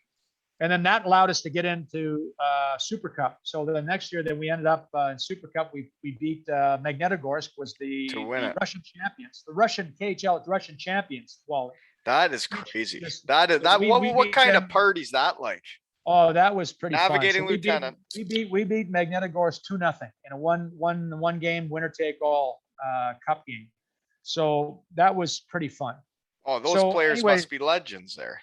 Oh, it's you'd think. Really? Well, no, they are for sure. I mean, always good guys. And a lot of, like, actually 2 of the guys on that team are now the coach and GM there in Omri. So they're running the show now. So it's fun to see, like, the players that I had that have gone on to become coaches and GMs that are in hockey. So that's very rewarding for me to see ex-players of mine go on to have and be successful coaches afterwards. No, definitely. And it's fun for me to see who stays in the game. And like, now I feel like I'm part of the game again doing this, to be honest with you. That's great fun. Anytime you get to talk hockey is always a good day. It is. And okay, so you leave Switzerland, you've won 3 Continental Cups, a Super Cup. You've won the Swiss League 3 times. You're hired, you're fired. But what's the decision then to take on the job at the Stavanger Oilers? Because that's a high pressure job for that league in Norway, because they're a big budget team for that league, right? They are now. They weren't at so much at that time. That was just kind of the start of the role. They kind of got going after that. But with Stavanger, it was more a personal interest. I was just tired. I'd been in the Swiss league for about 13 years, and I felt like I was a squirrel on a running reel, like a gerbil, just kind of running faster and faster, but being in the same place. So I wanted to do something different. So this opportunity came along, and George Kingston, who was, very, very big on the international scene, well known in Hockey Canada and coached the NHL. But anyways, he was kind of a consultant to the Norwegian Federation. So the Stavanger people got in touch with George and asked him to recommend a coach, and George recommended me. So the GM of Stavanger called me up, and we hit it off right away. And so I said, yeah. I said, this sounds like something I'd like to do. So flew in, jumped in there, and had a great time. I loved Norway. I had met some really nice people. Stavanger was a beautiful city. It's on the west coast of Norway, and if you know the geography of Norway at all, everything's on the coast. In the middle, it's like the moon. Like, it's totally rugged. It's mountains. You cannot traverse it. So with Stavanger, the thing there, we had to fly everywhere. Basically, we'd fly to Oslo and then bus from there. But I had a great time. I had a great time. But after that, 1 year, it was basically they couldn't afford to keep me. They just couldn't afford to have a coach like me on their team at that time. Yeah. So I ended up going to Villach in Austria. So again, a friend of mine called me up who was leaving the team. The coach was leaving, and he suggested me. They flew me down to Austria and hit it off with the GM right away. Like I remember walking around town, and you have to imagine, like Villach is right in the Austrian Alps as well, like right in the mountains, right? So we're walking around town, and it's the second day I was there visiting, and he says to me, he says, "No, Larry, we'd really like you to come here." He said, "But we can't afford to pay you the kind of money that you make in Switzerland." I said, "But I'll tell you what, if you come here, you'll ski and you'll golf for free." And I said, "I'm in." I said, Yeah. "I'm in." And it was a good. I really enjoyed the Austrian League. I had a great time in Villach. Had some really great players, players that are still friends of mine that I coached there. That went on, like Mike Stewart has gone on to be a very successful coach in Germany. So these are just the ways that it goes. And then after that year in Austria, then Bern, that's when SC Bern called me to go back to Switzerland. And then that we won the championship that year, Again. that first year back there. So that was just kind of, but those are things like I was never afraid to take chances and never afraid to travel. It wasn't that because, I was a Swiss coach. I was just, going to put my nose up in the air and not go to Norway or not go to Austria. I had great experiences in both places, and you learn. Yeah. You learn so much from every place you go. Like you experience new leagues, new ways of playing, you meet new people. It was always a great experience to move out of the country and go someplace else. Every league is different, right? Every country plays hockey a little differently, A little don't bit they? different. Everyone's a little bit different. I found that out when I went to Sweden. There's your segue right there. Okay, here we go. We're heading there. Modo, that's the big club in Sweden, right? Like that's where all the yeah, it's a great one of the top developmental clubs. It always has been. Like the Sedin brothers are from there. Peter Forsberg, of course, is still a force within the club. He was a Modo guy. You go through Zetterberg, or not Zetterberg, but Hedberg is from there. I mean, they have so many great players there.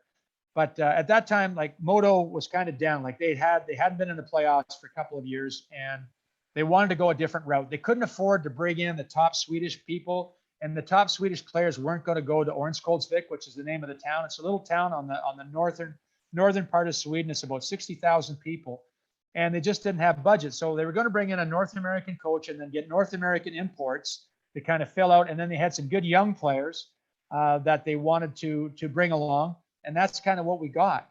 And it was one of the biggest disappointments in my career that it didn't work out because I was so excited to go there. It was always one of my goals to coach in the Swiss and the Swedish league because they hadn't had a Canadian coach in the league for 25 years.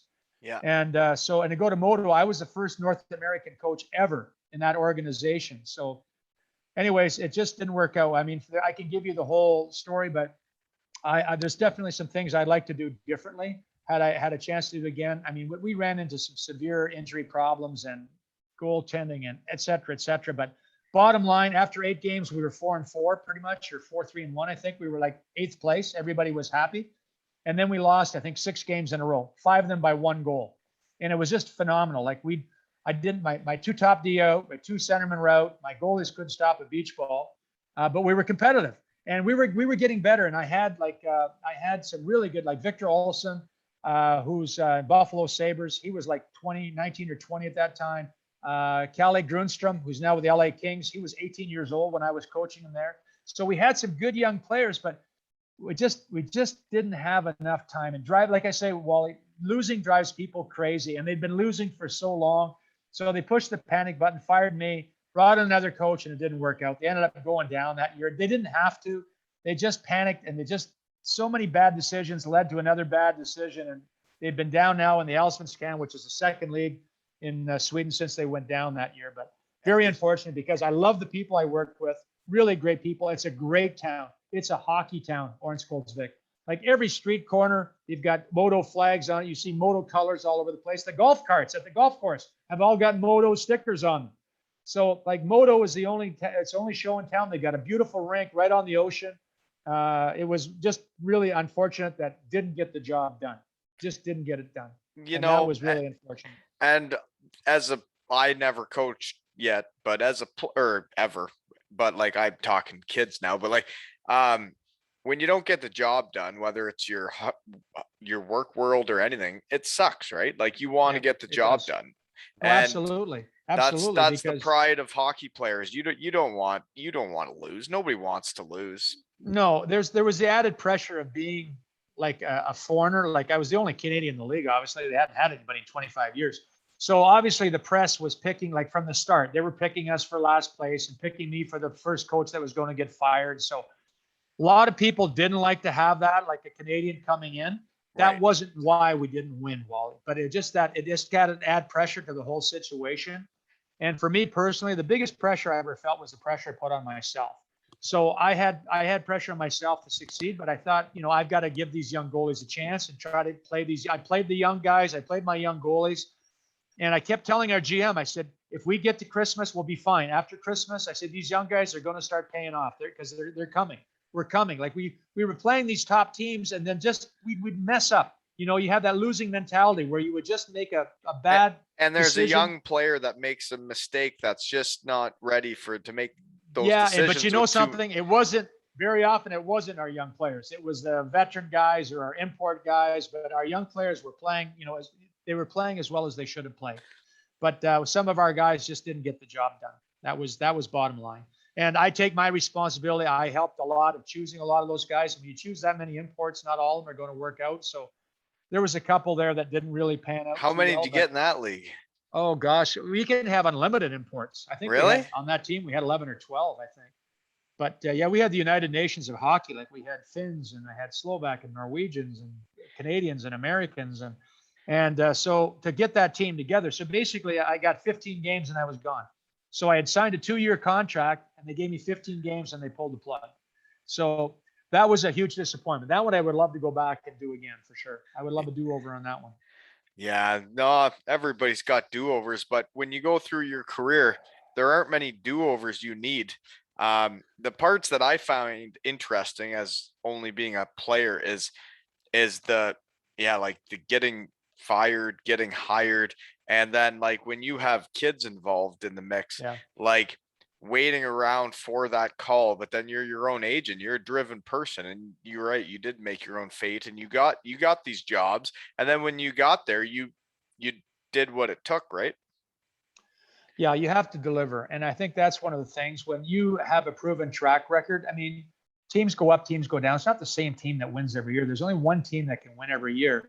And teams go in phases. You go through tough spots, you get injuries. So it's just dependent on the organization and how they work through it. But it's not because I got fired that all of a sudden I'm a bad coach. I mean, I've shown over the years that I could do the job, and that's why you get second chances, even third chances. Then you go back in and you win again. So, like I say, it's a type of job where it's amazing how smart you can be, and then how stupid you can be, and then you're smart again. And it's just kind of like all the time you're your same person. But I will tell you this: through every experience, every time that I've left a team, I've always learned something. You always learn. You learn way more from your losses than you do from your wins, Wally.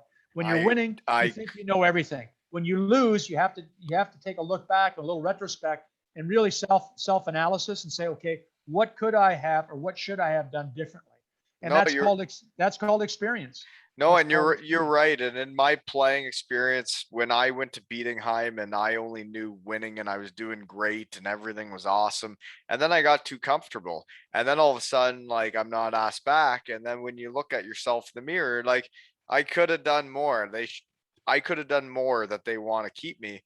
And Yeah. then there's other places you go and you're like, well, I could have done this differently, and they would have Yeah. wanted me. Like I could have done more in the community, anything. But they're you know what? You do learn from the Yeah. times you're not asked back, right? Yeah. One of my favorite expressions I've heard, Wally, is that experience is something you get 15 seconds after you really need it.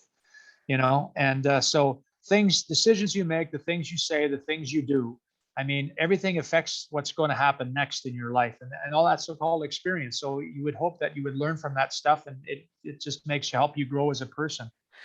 Yeah, you can only hope, right? The only thing we didn't touch on, I guess we'll just do it very briefly, is like you did have a year in Munich as a team consultant, is what it said. What the hell does that mean? Well, it means I get to go in and be the good guy. So that was the year I was kind of on a paid sabbatical. When I got let go by Lugano, I still have another year on my contract. So we basically lived in Lugano. My daughter was going to university there, and I just kind of took a break. Nothing had come along I really wanted to do, and I was getting paid by Lugano anyway. So I just kind of took a break and did some stuff. And one of the things that the opportunity I had was the GM of Munich called me up because Pierre Paget was coaching there. And Pierre Paget was a friend of mine. He'd worked with me in Aubry. And the team was struggling. There was kind of a civil war going on. There was a lot of strife between coaches and players. And it asked me to come in. I said, well, does Pierre want me to come in? So Pierre, he called me afterwards. He said, yeah, Larry, come on in. I said, we use a hand, get a different voice, different look at things. So I went in there and I was with him for, I think, 2 weeks. And interesting situation. So again, I went in as the consultant. So I got to be the good guy, right? So I'm talking to people, just trying to get a feel of what's going on within the team. Like, how are we going to get this team turned around and get everybody? Because they had good players, but it just was just not a functional group. So anyways, after the 2 weeks, I basically let everybody know. I talked to the coaches, I dressed the players, and with the coaching staff, I told them, this is what I think, this is what I see, and I think this is what you need to do. And it was an interesting situation. That kind of got my name into Germany. And the next year I went to Ingolstadt, which was another I had a great time there as well in Ingolstadt. Yeah, and that's where I met Derek Hahn. So that's where I hooked up with Derek Hahn, and they had won it out of nowhere the year before. So again, I take over a team that won it out of nowhere, and we had a great season. We ended up. And where'd that coach go? He got, what happened there? Like, they decided they were going to let him go. They'd already made a decision. They were going to fire him before the playoffs because he asked for too much money. Like, he was busting their balls. So they said, you're out of here. So they already announced he wasn't coming back, and they go on and win a championship. Oh my gosh. That world over there is just, yeah, it's a little bit nuts. Anyways, with Ingolstadt, we had a great run. We had a bit of a rough start. We had to get some things ironed out. We had a little head bashing going on for the first month I was there, but then we got it worked out. We were a very functional group. We ended up in third place, and we lost to Mannheim in the finals in 6 games. So we had a pretty good run there, but then it was time to go. So then Modo, I got the offer from Modo. So I had signed in Modo before the even started the playoffs in Ingolstadt. So you were the coaches are doing the same things the players are doing. Your players just don't know it. Like, does it get? Yeah, well, that was a little bit special because I was ready to resign with Ingolstadt, but they kept jerking me around. They promised me to talk with me in January, and then they wanted to put it off to February. And then they decided, well, we decided that we're going to wait till after the playoffs. Like, this was like a week or two before the playoffs. They decided they're going to wait. And I said, okay. And I told them, I said, look, I said, I have other options. I said, what you're saying right now is you're not sure. Understand this, that there's a very good chance if you don't sign me now, I'm not going to be here. Do you understand that? I said, yes, we understand that. I said, okay, fine, crystal clear. And then I signed with Modo the next day. Right. So, and I don't regret it. I regret going to Modo. It was, I remember talking with the CEO of Bern. We talked that summer, and we talked about going to Sweden and how tough it was going to be. And I said, well, I know that I risk on breaking my teeth on this one here. I said, but it's something I really driven to do and something I really want to do. I have to try this. I really have to try this. And yeah, I ended up breaking my teeth on it, but I have no regrets because it was something I tried. I didn't get the job done. There's some things I would have done differently second time around, but I did the best I could, and I just didn't quite maybe get things done quick enough. I think that was the problem. Yeah, no, and that happens. But so then, even after that year, my last couple questions here are: after that year with Modo, you do get back to the Swiss A League again, right? And these are jobs coveted by every coach in the world, and you can just come and go as you please, it seems like. Yeah, you'd think. Well, I can definitely go when I want. Yeah, absolutely. Yeah, so I got a call that next fall from Christian Dubé, who was the GM of Freiburg in the Swiss NLA. And Christian was a former player of mine. He was with us in Bern when we won the cup there. Chris was an excellent player. He was a very Did he not talented. Play for the World Juniors when I was a child? Yeah. Oh, yeah. He was a great junior player. Like, he was a first-round draft choice in New York Rangers. Like, he was a very talented junior player, very talented player. I period. remember the World Juniors and he was on that team and he was one of Yeah, those players when you're a kid, you're like, that kid guy's little like me, right? yeah. He wasn't a big guy, but very, very talented player. But anyways, by that time, Chris was the GM. So they'd lost. I think in the first 10 games, they'd won one game, and then their coach resigned. He quit and became the head of the minor hockey system. How that happens, I'm not quite sure. But Oh, they, anyways, they so tell him they he quit. yeah they needed a coach. So anyways, yeah, sure, let's do it. So jumped on a plane, got in there, and it was a funny, we just again we guys worked hard. We didn't have a very talented defenseman core, and our goaltender was a talented guy, but he's way out of shape, and he couldn't stop a beach ball in the league. Huh. Anyway, but we That's started a working. that's tough when you're Yeah, a we started goalie. working. But what was really odd that year is that in Champions League we played great. Our goalies were great. So in Champions League we went to Final Four that year. We went and we end up the Final Four, and we got beat by Frölunda Indians, who ended up winning the Champions League again. But we lost the two games to Frölunda, but we beat some really good teams along the way. So in our league, we got it going after Christmas. But you start the season, you're 1-10, you're 1-9 or 1-10, 1-11. I mean, you got to play like 6 games over 500. Like you got to play so many games over 500 just to get the sniff to get back in the playoffs. So, Eh, anyways, after that, at the end of the season, they just decided that that was going to be it. I would have gone back again and continued working, but they just decided that was they want to just kind of change the whole thing. So that was it. this wasn't the last question because my curiosity has gotten the best of me because you Oh, said your goalies weren't stopping the puck. yeah, I want to know about coaching goalies because as a head coach, goalies are different than most people. But like when a goalie starts letting in pucks as a coach, they are totally different to deal with than a player. But yeah, it's still reading the personality, is it not? But how it do you read is goalies absolutely. really? Every goaltender is different, and they're not so much different than anybody else. I think what makes them different is their position. I mean, playing goal, first of all, you're The standing by pressure. yourself.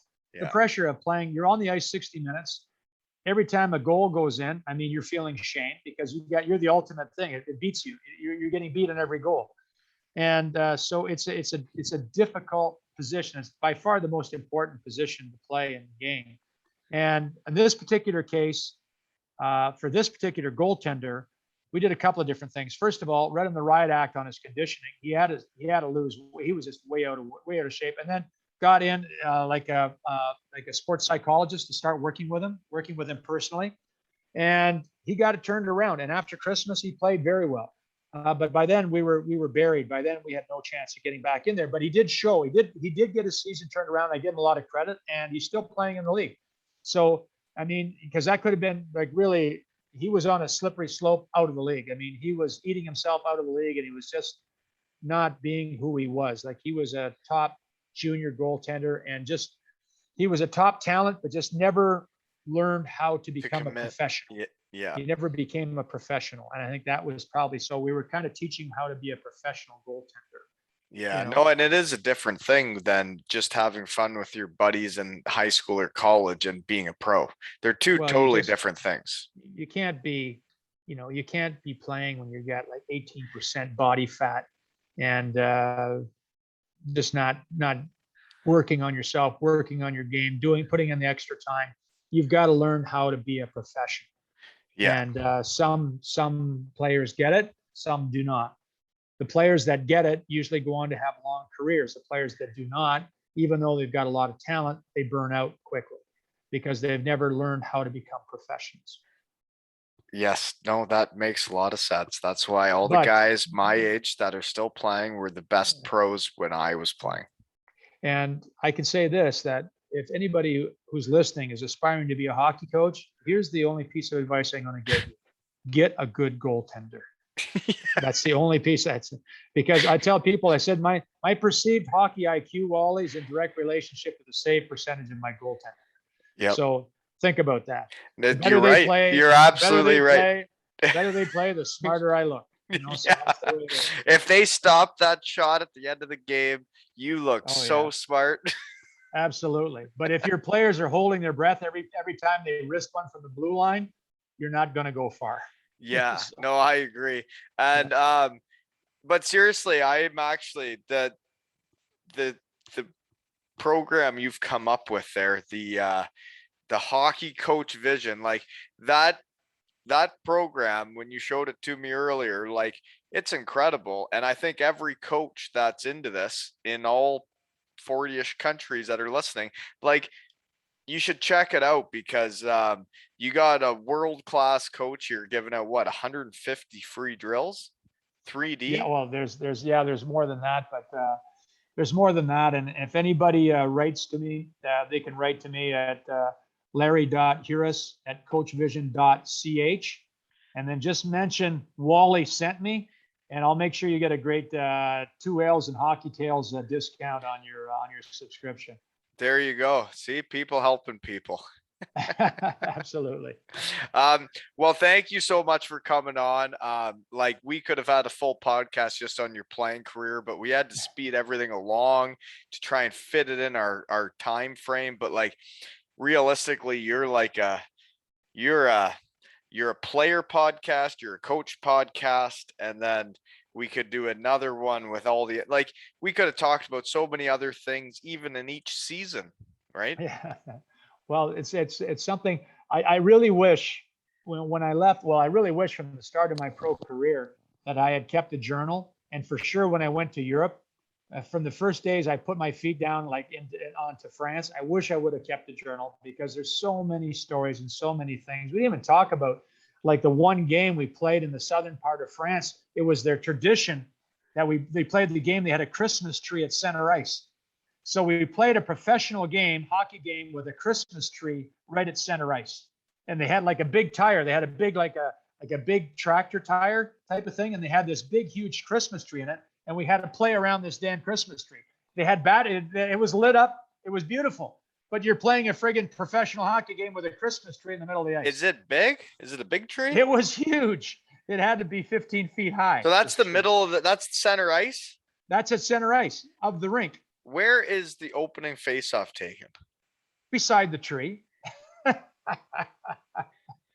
Anyway, and like so when the game's like on the line in the third period, the tree's still there? Tree is still there. The tree did not move. The tree was there the whole game. No, and you're right though, like keeping a journal, for all you young bucks, if there's any listening that are playing in Europe, like write shit down that you do, Yeah. because like there is so much stuff I did over there that I don't remember until I start talking to guys on podcasts, right? Yeah. Well, the fun part is when you get together with old teammates and you start talking about that, because everybody remembers different stories, right? And then every story leads to another story. So that's when you kind of go back. But yeah, that's one thing I highly recommend. And just in your life in general, keep a journal. I mean, the thoughts of things that happen to you, the things that bite your mind, it's magic when you go back 5, 10, 15, 20 years and you start thinking about how a younger Wally or a younger Larry was thinking, or what he thought was at one time, and you're thinking, man, was I ever kind of tuned out at that time, or that was pretty funny, or I'd forgotten about that. So it's an amazing thing. Anyways, yeah, no, that actually is an interesting take, but like I just want to thank you so much for coming on. Like that, like this is gonna make me legit, having guys like this in the shed. Yeah. Well, happy to be here, Wally. I wish you well, but you've got a great setup there. Your 2 Ales and Hockey Tales with Wally. I wish you well. And I'll see you golfing. I'll see you golfing, and I'll see you soon. I've never met you, but I guess we're gonna meet soon. Well, we shall meet on the links up there. All right, go Sugar Kings, go! And that has been another episode of 2 Ales and Hockey Tales with Larry and Wally.